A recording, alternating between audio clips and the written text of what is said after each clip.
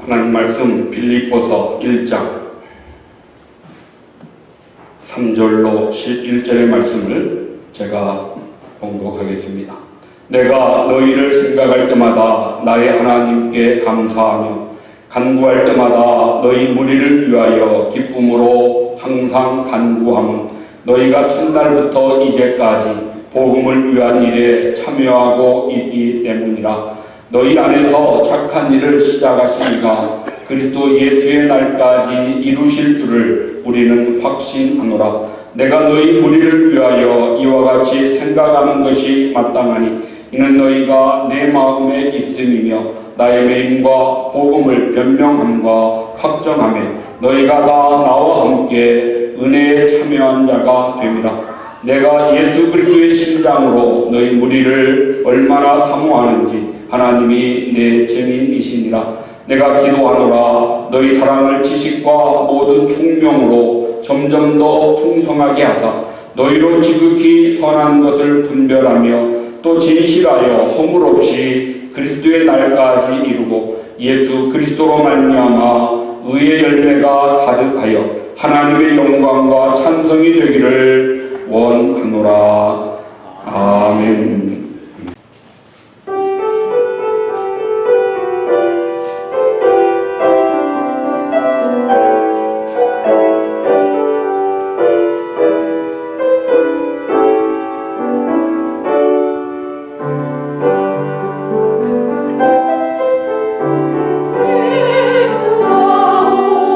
우리를 모르는 소리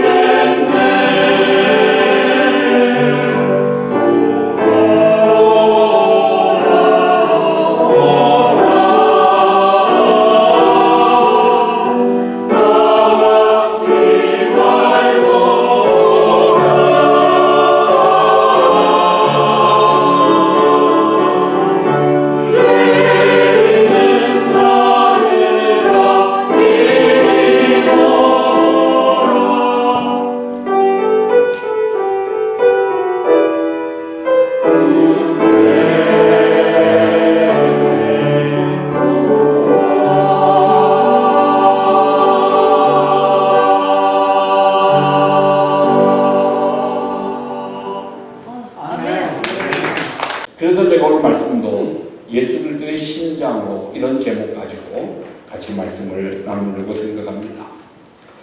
우리가 예수를 믿은 지 아마 오래되신 분들이 많으실 겁니다. 아마 복중에서부터 모태신앙이라고 우리가 이야기하는 분들도 사실 많이 계시죠. 수십 년 예수를 믿고 주일마다 예배를 드리고 믿음으로 산다 하면서도 스스로 자기 자신을 생각해 볼 때 나는 아직 믿음이 없는 것 같아. 또는 아직 정말 영적으로 너무 미성숙해. 그리스도를 너무 닮아가는 것에 부족하다고 그렇게 생각하는 분들이 적지 않은 많은 분들이 있으리라고 생각합니다. 그런데 생각을 해보면요, 이것은 자기의 생각이긴 하지만 또 겸손한 어떤 주관적인 판단이 있을 수 있겠지만 객관적으로 보았을 때도 또 그런 분들이 못지않아 있을 것입니다. 그러나 많은 분들은 신앙의 열등감에 있다. 저는 그렇게 생각할 때가 있습니다. 스스로 신앙의 열등감에 있어서 나는 부족해, 나는 너무 미성숙해, 나는 아직 예수님을 닮는 것에 너무 부족하다고 그렇게 느끼는 것, 참 저는 이것을 오히려 거룩한 불만이라고 그렇게 표현을 해보고 싶습니다. 주님을 더 닮아가기를 원하고 영적으로도 성숙하기를 원하는데 사실 자기의 생활이 거기에 따라오지 못할 때 그 갭으로 느껴지는 불만, 그것은 사실 거룩한 불만입니다. 주님을 향해서 더 나아가기를 원하는 간절한 열망이 사실 그 부족함을 느끼는 마음속에 숨어 있기 때문입니다. 그런 거룩한 불만은 때로 우리에게 영적인 건강을 가져올 수 있다는 그런 기대를 갖게 되어줍니다. 그럼 한국에서 제가 오래전에 들었던 이야기를 하나 생각을 해봤습니다. 어느 외딴 섬에 살던 한 분이 참 그 섬에서 태어나서 그 섬에서 학교도 조금 다니다가 또 그 섬의 출신과 결혼해서 가정을 이루고 아들, 딸 낳고 살던 어느 낙도 외딴 섬의 한 분이 나이가 먹으면서 자기의 소원이 서울 구경 한번 하는 것이 소원이었습니다. 그래서 정말 돈을 모아서 꿈에 그리던 서울 구경길에 나서 남산도 가보고 여기저기 다니다가 백화점 구경을 하게 되었습니다. 처음 백화점이라는 데를 들어가서 보니까 얼마나 휘황찬란합니까? 얼마나 정말 불이 밝고 온갖 1층에는 보석들이 나이도 이렇게 진열되어 있고 그러면서 눈이 휘둥그레졌는데요. 그분이 구경을 하다가 엘리베이터를 처음 보게 됩니다. 땡땡 소리가 나서 이렇게 쳐다보니까 갑자기 문이 쫙 열리고 문이 닫히고 하는데 그래서 이렇게 좀 관심을 갖고 주목을 했어요. 그랬더니 쫙 문이 땡 하고 열리더니 어떤 뽀글한 할머니가 그 안으로 들어갔습니다. 그리고 금방 문이 닫혔어요. 한 20초 지나고 다시 땡 하고 문이 열리는데 보니까 나오는 분이 들어갈 때는 꼬부랑 할머니가 들어갔는데 나오는 분이 아주 팔등신 미녀가 짧은 미니스커트를 입고 그렇게 예쁜 제복을 입고 그 안에서 나오는 거예요. 얼마나 놀랬겠어요. 야, 이거 정말 신기한 거구나. 그래서 멀리 구경하고 있는 아들에게 소리칩니다. 야, 아들아, 빨리 네 엄마 오라고 그래라. 빨리 네 엄마 오라고 그래라. 자기 와이프도 그 안에 들어갔다 나와서 좀 팔등신 미녀로 바뀌어져서 나오기를 바라는 참 그런 우스갯소리입니다만 우리가 생각할 때 정말 1, 20초 지나서 우리 외모가 또는 우리의 어떤 건강이 우리 육신이 그렇게 바뀌어질 수 있다면 얼마나 좋을까. 그런 기계가 만들어진다면 아마 자기 재산 다 팔아서라도 그런 기계 사서 그런 기계 안에 한번 들어갔다 나올 분들이 여자분들 중에는 특히 더 엄청나게 많으리라고 생각이 되어집니다. 저는 이런 생각을 좀 더 영적으로 한번 바꿔 생각을 해보니까 우리의 영적인 성숙도 때로 이런 엘리베이터와 같은 그런 기계가 있어서 좀 그런 기계 한번 통과하면 그 짧은 시간 안에 우리의 믿음이 크게 자라고 영적으로 크게 성숙되고 정말 믿음이 성령이 충만한 그런 삶이 될 수 있다면 얼마나 좋을까. 꿈 같은 소리지만 그런 마음을, 참 그런 기대를 한번 생각해 볼 수 있는 것입니다. 사실 그런 기계는 있을 수 없겠죠. 우리 육체도 그런 젊음을 되찾아주는 기계가 어디가 있겠습니까? 오늘날 많은 사람들이 무슨 태반 주사다 별의별 짓을 다 하지만 잠깐 좀 젊어 보이고 젊어진 것처럼 느껴질지 모르지만 그게 얼마나 가겠습니까? 하나님이 주신 대로, 하나님이 우리에게 허락하신 대로 그냥 그렇게 최선에 다해서 건강한 삶을 살면 그것이 감사한 것이요. 참 우리에게 젊음을 되찾아주는 그런 기계가 없는 것처럼 우리 믿음도 속성으로 그렇게 영적인 성숙을 만들어주는 그런 일은 있을 수 없다고 하는 것입니다. 하나님 말씀에 우리 그리스도인들의 영적인 성숙은 어떻게 되어지는가? 스텝 바이 스텝입니다. 날마다입니다. 그래서 제가 늘 이야기하죠. 우리의 믿음은 아날로그지요. 디지털이 될 수가 없습니다. 한 40, 50년 전에 제가 중학교 처음 들어갔을 때 아버지가 사주셨던 그 시계, 그건 아침마다 머리맡에 두고 아침마다 눈 뜨면 제일 먼저 하는 일이 시계 태엽 감는 일이었어요. 그 얼마나 기뻤는지 몰라요. 아침만 먹기 전에 눈 뜨면서 그냥 태엽 감으면 오늘도 이 하루 이 시계가 잘 가겠지. 그 시계를 차고 등교했던 기억이 지금도 새롭습니다. 날마다 태엽을 감아줘야 우리가 시간을 알 수 있는 거죠. 우리의 믿음도 날마다 태엽 감듯이 말씀을, 기도를, 믿음의 생활을 그렇게 힘쓸 때에 조금씩 우리의 믿음이 자라가고 영적인 성숙을 이루게 되는 것입니다. 한번 기도원에 갔다 왔다고, 한번 수도원에 다녀와서 며칠 생활하고 왔다고, 잠깐은 우리의 믿음이 좀 새롭고 뜨거운 것 같지만 며칠 가지 못합니다. 우리 뉴욕에만 해도 여러 교회가 드레스 디아스를 배워와가지고 사랑의 불꽃이 이런 행사들을 했던 교회들이 많이 있습니다. 그것으로 잠깐은 교회가 부흥되는 것처럼 보여지고 새로워지는 것처럼 보여졌을지 모르죠. 심성이 바뀌지 않고 그들의 믿음이 새로워지지 않았을 때 오히려 그들은 얼마 지나지 않아 교회에 참 문제가 되고 때로 상처가 되는 것을 저는 옆에서 보았던 기억이 있습니다. 오늘 본문의 말씀은 바울이 빌립보 성도들을 생각하면서 하나님 앞에 감사하며 기도하는 내용이 주된 내용입니다. 그 중에 특별히 8절 말씀, 내가 예수 그리스도의 심장으로 너희 무리를 얼마나 사모하는지 하나님이 내 증인 되신다고 바울은 담대하게 말씀합니다. 내가 너희를 사모하는데 어떤 마음으로 사모하느냐?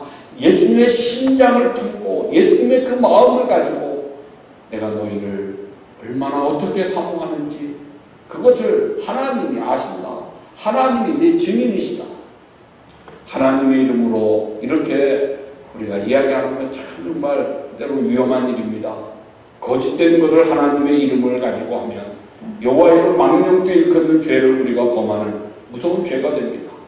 그러기에 우리가 정말 조심해야 될 일인데 누구보다 이것을 잘 아는 바울, 그가 내가 당신들을 얼마나 사모하고 얼마나 당신들을 그리워하고 당신들을 향한 내 마음, 이것이 예수님의 심장으로, 정말 예수님의 심장으로 하고 있다.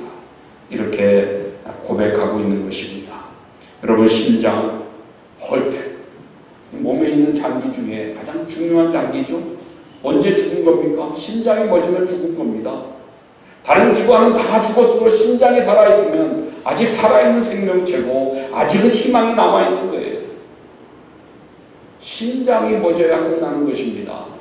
우리 인간의 생체 중에 가장 중요한 것 심장인데, 물론 오늘 이 심장이 육체의 이런 헐트도 포함되겠지만 우리의 심정, 우리의 마음, 우리의 인격, 우리의 감정, 우리의 생각, 이 모든 것을 총집결한 단어가 오늘 바울이 사용한 예수 그리스도의 심장이다. 2장 5절에서는 너희 안에 이 마음을 품으라. 곧 그리스도 예수의 마음이니 곧 그 마음은 우리가 가져야 될 것이 예수 그리스도의 심장이요, 예수 그리스도의 마음이요, 예수 그리스도의 인격, 이것임을 오늘 바울이 말씀하고 있습니다. 빌립보 교회 그리고 그 성도들을 생각할 때 바울의 심장은 예수의 심장과 같았다는 것입니다. 이것에 대해서 하나님이 증인되신다고 바울이 말씀합니다. 참 빌립보 교회를 향했던 바울의 심정이 어떠했는가 우리가 좀 짐작해 볼 수 있겠는데요. 오늘 우리들이 참 믿음의 삶을 살면서 저와 여러분 우리가 이웃을 대하고 교회를 대하고 성도들을 대할 때 우리들의 마음이 정말 바울처럼 예수 그리스도의 심장을 품은 마음이 된다면 그것이 저는 최고라고 분명하게 말씀할 수 있습니다. 제가 여러분들을 사랑할 때, 제가 여러분들을 위해 기도할 때 정말 예수 그리스도의 심장을 품고 기도하는 종이 되기를 바랍니다. 여러분들이 저를 위해서 기도하실 때, 여러분들이 서로를 품고 기도할 때 정말 예수님의 마음, 예수의 심장을 가지고 그 마음으로 기도하는, 그 마음으로 정말 여러분들이 할 수 있는 그런 사랑을 다 할 수 있을 때, 그때 우리는 정말 하나님 앞에 아름다운 믿음의 삶, 그 이상의 영적인 성숙은 없으리라고 생각될 만한 그런 믿음의 모습이라고 저는 이야기할 수 있겠습니다. 그래서 오늘 바울이 빌립보 교회와 성도들을 생각하며 가졌던 예수 그리스도의 심장이 구체적으로 무엇인가 오늘 본문의 말씀에서 소개하는 것 네 가지를 나누고자 하는데요. 첫 번째는 사랑입니다. 사랑. 그리스도의 심장은 다른 말로 사랑으로 바꿀 수 있겠습니다. 하나님이 증인되신다고 내가 당신들을 정말로 진짜로 사랑한다라는 거죠. 예수 그리스도는 그 주님의 사랑이 곧 내 사랑이라고 그렇게 말씀하는 것입니다. 서록교회 손양원 목사님, 사랑의 원자탄으로 알려져 있죠. 손양원 목사님이 서록교회에서 참 그 나병 환자들, 문둥병자들을 위해서 평생 목회하시며 봉사하셨는데 그 손양원 목사님은 그 문둥병자들을 손으로 직접 만지고 그들의 고름을 닦아주고 때로 입으로 빨아주면서 그렇게 그들의 아픔을 함께 나눴습니다. 처음에는 가식이다, 외식한다 이렇게 했던 사람들도 얼마 가지 않았어요. 자기들 가족도 만지지 않고 옮길까봐, 전염될까봐 버려서 소록교에 지금 숨어 살고 있는 저들인데 그들을 찾아와서 만져주고 치료해주는 그 손목사님, 얼마 가지 않아서 나병 환자들이 목사님을 멀리했습니다. 목사님을 위해서, 목사님 이러다가 우리 병이 목사님께 옮겨갑니다. 목사님 전염되면 안 됩니다. 얼마나 아픔이 큰지 아십니까? 그러면서 목사님이 자기들을 만지려고 할 때마다, 자기 집에 찾아와 신방을 하려고 할 때마다 들어오지 못하게 하고 자기들은 못 만지게 하고 멀리 서서 대화하고, 마치 오늘 코비드로 이렇게 마스크 쓰고 멀리 서서 이 사회적 거리 유지하는 것처럼 그렇게 소록도의 나병 환자들이 목사님을 멀리했어요. 목사님들이 너무나 가슴이 아팠고 안타까웠어요. 여러분 괜찮습니다. 오히려 정말 나도 나병 환자 되었으면 좋겠습니다. 그럼 여러분들이 저를 멀리하지 않을 거 아닙니까? 끝까지 저들을 만지고 치료해줬던 사랑의 원자탄 손양원 목사님, 그 사랑이 어디서 나왔습니까? 예수님에게서 나온 거죠. 예수님이 나병 환자들을 직접 만지셨습니다. 그들의 환처에 안수하시고 안찰하셨습니다. 바리새인들과 당시 종교인들은 부정하다고, 또 사람들은 옮길까봐 두려워서 함께하지 못하는 그들을 예수님이 찾아가시고 그 손으로 만지시고 위하여 기도하셨던 예수님의 그 사랑, 그것이 손양원 목사님께 옮겨져서 사랑의 원자탄의 그런 역사를 이루었던 것을 볼 수 있는 것입니다. 어려움 당하는 자들, 저들을 불쌍히 여기시고 어루만지시고 치료하셨습니다. 정말 사랑으로 문제를 해결하신 것입니다. 그것이 예수님의 신장이요 예수님의 사랑입니다. 마지막 저들을 위해서 자기 목숨을 내어주기까지, 자기 생명을 주시기까지 마지막 사랑의 결정을 십자가에서 우리에게 보여주신 것입니다. 그 사랑은 정말 큰 사랑이죠. 말로 다 할 수 없는 사랑입니다. 측량할 수 없는 예수님의 하나님의 사랑이었습니다. 그 어떤 것으로도 막을 수 없고 어떤 것으로도 끊을 수 없는 그 사랑, 그것이 곧 예수님의 심장, 그 안에 담겨있는 사랑. 오늘 우리들의 믿음도, 우리들의 성도의 삶 속에도 정말 예수 그리스도의 심장으로 이런 사랑이 흘러야 되는 것입니다. 그것이 곧 나를 움직이는 하나의 에너지가 되고 나를 바꿀 수 있는 하나의 동력이 되어야 할 것입니다. 예수님 우리에게 말씀하셨습니다. 새 계명을 너희에게 주노니 서로 사랑하라. 내가 너희를 사랑한 것 같이 너희가 서로 사랑하라. 너희가 서로 사랑하면 이로써 모든 사람이 너희가 내 제자인 줄 알리라. 우리가 어떻게 예수님의 제자가 됩니까?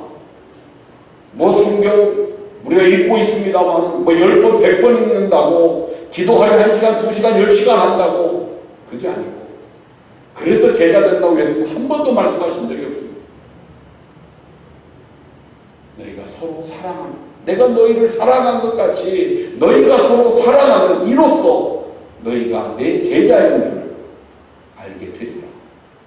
우리가 예수님의 제자 되면 예수님의 심장을 품어 사랑을, 그 큰 사랑이 우리 안에 있을 때 우리가 예수님의 제자 되는 것입니다. 사랑의 힘은 참으로 위대합니다. 사랑의 힘은 때로 기적을 만듭니다. 사랑의 힘은 엄청난 희생을 기쁨으로 감당하게 하는 것입니다. 이것이 예수님의 심장에서 흘러나오는 예수님 우리에게 보이시고 행하신 사랑의 위대함임을 기억하면서 오늘날 우리가 말마다 사랑, 드라마의 소설에도 사랑이 넘치는 사랑의 홍수 시대죠. 참된 사랑이 고갈되어진 이 시대 속에서 예수님의 심장으로 이 사랑을 행함에 보여줄 수 있는, 열매를 나타낼 수 있는 그런 저와 여러분 우리들이 될 수 있기를 우리 주님의 이름으로 축복합니다. 두 번째는 무엇입니까? 복음의 교제라고 말씀하고 있습니다. 오늘 사도 바울은 빌립보 성도들을 만나면서 복음 안에서 교제함을 말씀합니다. 새 생명을 얻어 예수님의 심장으로 이식되어진 성도라면 당연히 복음의 교제가 살아 움직여야 되는 것입니다. 복음의 교제가 무엇일까요? 하나님 말씀 진리를 삶 속에서 나누고 삶 속에서 행하여 증거하는 것입니다. 그 복음을 전파하는 것, 그것이 곧 복음의 교제에 힘쓰는 것입니다. 바울이 빌립보에서 만났던 사람들은 정말 하나 되기 어려운 다양한 사람들 아니었습니까? 맨 처음에 자주장사 누디아를 만났고요. 얼마 가지 않아 귀신 들렸다가 고침받은 여종을 만났고요. 또 감옥에 갇혀서 자살하려 했던 빌립보 간수와 그들의 가족을 만났습니다. 저들은 나이나 성별이나 신분이나 이것이 너무나 다양한 이질적인 그런 집단들입니다. 하나 되기 어려운, 한 공동체 되기 어려운 저들이었어요. 그런데 바울이 저들을 만나 무엇으로 저들을 하나로 묶었습니까? 복음의 교제를 통해서 저들이 다 구주를 영접하고 저들의 가정을 열고 오픈하고 그리고 가정 안에 함께 예배하며 교회를 세우는 이런 빌립보 교회의 시작의 사람들이 되었던 것을 사도행전 16장이 우리에게 말씀하고 있습니다. 복음의 교제는 복음을 믿는 것입니다. 복음의 교제는 복음을 전하는 것입니다. 복음의 교제는 복음 사역을 위해서 지원하는 그것이 복음의 교제입니다. 복음 사역에 같이 참여하는 것이 곧 복음의 교제가 깊어지는 분명한 방법 되는 것을 오늘 7절이 너희는 나와 함께 은혜에 참여한 자가 되리라.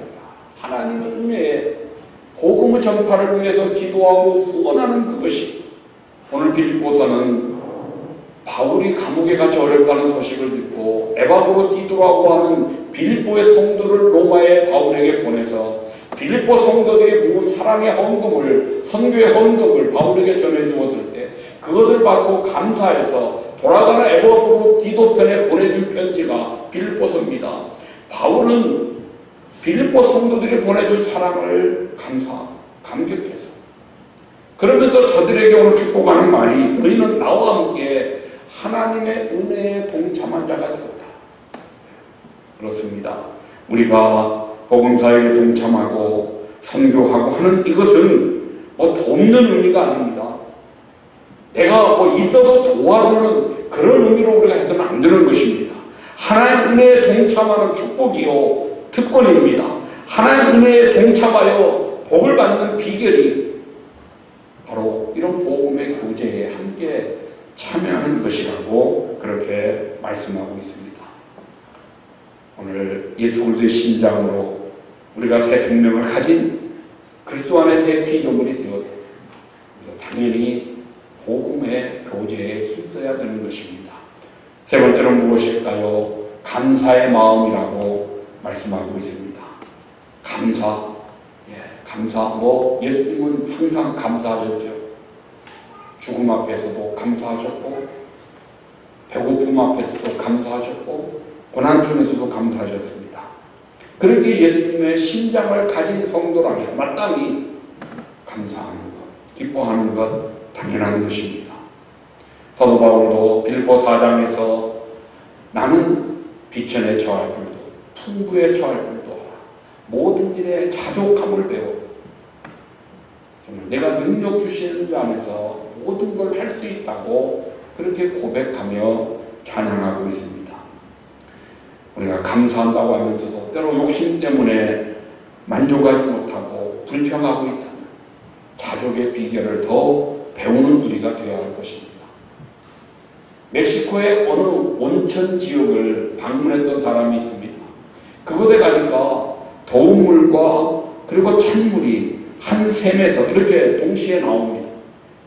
더운 물도 나오고 찬물도 나오고. 근데 그곳에서 빨래하고 있는 아낙네들이 있어서 그 여행객이 참 당신들은 좋겠습니다. 뜨거운 물로 빨고 찬물로 헹구면 되니까 얼마나 좋습니까? 그랬더니 한 아낙네가 그 여행객에게 하는 이야기입니다. 아유 좋은데요. 비누도 함께 나왔으면 더 좋겠어요. 그렇게 이야기를 하더래요. 더운 물 찬물 나오니까 얼마나 행복해요. 그런데 좀 아쉽겠죠. 비누물도 함께 있으면 더 좋았을 텐데. 이게 인간의 욕심 아닙니까? 우리가 감사의 조건을 더해달라고 기도하는 것보다 사실은 내 안에 있는 감사의 제목들을 알게 해달라고 기도하는 것이 사실은 더 성숙된 기도지요. 이미 우리 안에는 너무나 감사할 것들이 많이 있습니다. 그것들을 다 감사하지 못하고 넘어가는데 감사할 조건이 더해진들 뭐 얼마나 더 감사하겠어요. 이미 있는 것도 감사하지 못하고 지나가는 우리들, 그리스도의 심장을 가졌다. 바울은 그리스도의 심장을 가졌기에 감사의 사람 아닙니까? 그는 감옥에서도 감사했습니다. 염려와 걱정이 있더라도 너희는 염려와 걱정 대신 감사함을 하나님께 하리라. 그러면 너희 안에 평강이 있을 것이라고 빌립보 4장 6절 7절에서 권면하고 있는 것입니다. 마지막 네 번째는 무엇일까요? 예수 그리스도의 심장을 가진 자는 기도의 생활이 있습니다. 예수님은 기도의 심장을 가지셨습니다. 새벽에도 한밤에도 참 어떤 상황 가운데서도 때와 장소를 가리지 않고 환경을 초월해서 전천후로 기도하셨습니다. 십자가상에서도 먼저 하나님께 감사하며 기도하셨던 것을 우리가 볼 수 있습니다. 기도의 심장을 예수님은 가졌어요. 예수의 심장은 기도가 동력이었습니다. 기도가 배럴이었던 것입니다. 사도 바울도 오늘 빌립보 교인들을 생각할 때마다 내가 하나님께 감사하고 내가 너희들을 위하여 기도한다, 간구한다고 말씀합니다. 관심이 있고 사랑이 있기에 그것이 기도로 자연스럽게 옮겨지는 것입니다. 여러분, 우리가 기도를 배우려면 기도하는 길밖에 없습니다. 기도는 이론이 아니기 때문에 기도는 몸으로 체득해야 되는 것입니다. 한번 우리가 몸으로 배운 것은 수십 년 지나도 잊어버려지지 않아요. 자전거 수십 년 안 타도 한 번 탈 줄 아는 사람은요, 수십 년 후에 타도 또 탑니다. 수영 한 번 배운 사람은 수십 년 동안 물에 안 들어갔다 들어가도 물에 들어가면 그냥 자연스럽게 물에도 수영합니다. 몸으로 배운 거기에 잊어버리지 않는 거예요. 기도도 마찬가지예요. 이론으로 머리로 배우는 게 아닙니다. 기도는 몸으로 배워야 되는 거예요. 제가 학교 다닐 때 고시 공부하는 친구들, 그들이 항상 하던 이야기가 있습니다. 사당 오락, 사당 오락. 우리 대학 들어갈 때 사당 오락, 4시간 자면 4시간 자면 되고 5시간 자면 떨어지고 사당 오락, 그거 아니에요. 고시 공부 사당 오락은 그거보다 더 무서운 겁니다. 4시간을 의자에 붙어 있으면 합격이고 5시간 이상을 의자에서 떨어져 있으면 떨어진다. 하루에 5시간 이상 엉덩이를 의자에 붙여 있으면 합격이라는 것입니다. 그렇게 엉덩이가 짓누를 정도로 의자에 앉아있는 엉덩이, 그들이 합격하고 나머지는 떨어진다는 것인데요. 우리가 기도를 몸으로 배울 때 결국 우리의 기도는 무릎 싸움 아닙니까? 내가 하나님 얼마나 무릎을 꿇었느냐, 여기에 성패가 응답의 기쁨이 나뉘어질 수 있다고 하는 것입니다. 기도의 심장을 가지고 기도의 시간을 내어 실제 무릎 꿇어 기도할 때 곧 그 기도의 생활로 우리는 승리하게 되는 것입니다. 말씀의 결론을 드립니다. 우리가 일생 동안 영원토록 기뻐하는 삶을 살아가기 위해서는 내 마음, 내 심장이 그리스도의 심장으로 이식되는, 요즘 심장 이식 수술 많이 합니다. 요즘은 이제 인공 심장이 나와서요, 참 배를 밀어 우리 심장이 뜁니다. 그런 사람 많아요, 주변에. 근데 참 안타까운 건 그 심장의 기간이 한 5년, 길어야 10년이라 한 5년, 10년 쓰면 또다시 수술해서 배럴리를 바꾸든지 인공 심장 자체를 바꾸든지 해야 되죠. 위험이 크지만 어쨌든 그런 사람들 많이 있습니다. 심장 이식해요. 우리 영적으로 우리 안에 예수님의 심장이 이식되면 우리가 설사 좀 부족하고 우리가 설사 좀 육체적으로 연약하고 뭔가 가진 것이 부족해도요, 얼마든지 우리는 그리스도의 심장을 가지고 힘있게 주님 나라를 위해서 그리스도처럼 살 수 있는 사람이 될 수 있습니다. 바라기는 저 여러분 우리 모두가 그리스도의 심장을 이식받아서 우리 모두 좀 더 힘있게 주님을 위해서 힘있게 뛰고 힘있게 충성하고 힘있게 헌신을 다하는 그런 참된 그리스도인들 될 수 있기를 주님의 이름으로 축복합니다. 아멘. 하나님 아버지 감사합니다. 오늘 우리를 주의 절 불러주시고 예배하며 말씀을 나누게 하시니 감사를 드립니다. 예수님 마음으로 예수님의 심장을 품고 정말 주께서 맡기신 사명 감당할 수 있는 하나님의 신실한 자녀들, 하나님의 신실한 백성들이 되게 하여 주옵소서. 사랑을 품게 하시고 복음 안에 교제를 이루게 하시고 날마다 더 감사하고 더 기도하는 우리들, 예수님의 심장을 갖고 사는 우리 모두 될 수 있도록 주장하여 주시옵소서. 믿고 감사하며 예수님의 이름으로 기도하옵나이다. 아멘. 우리 일어나셔서 주를 완전합니다. 한 번 더 같이 찬양하겠습니다.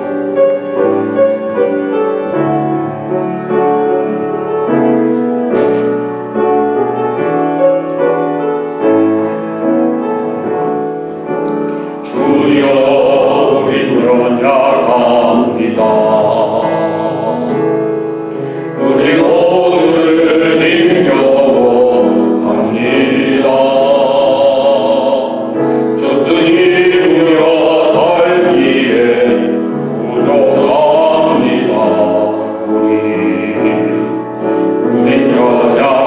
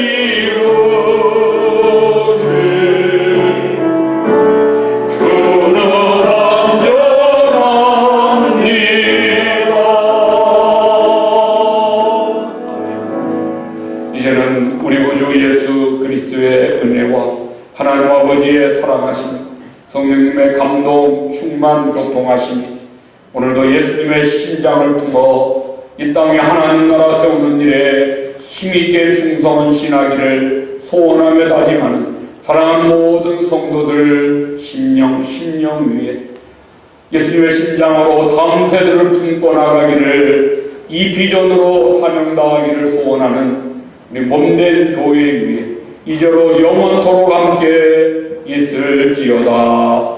아멘.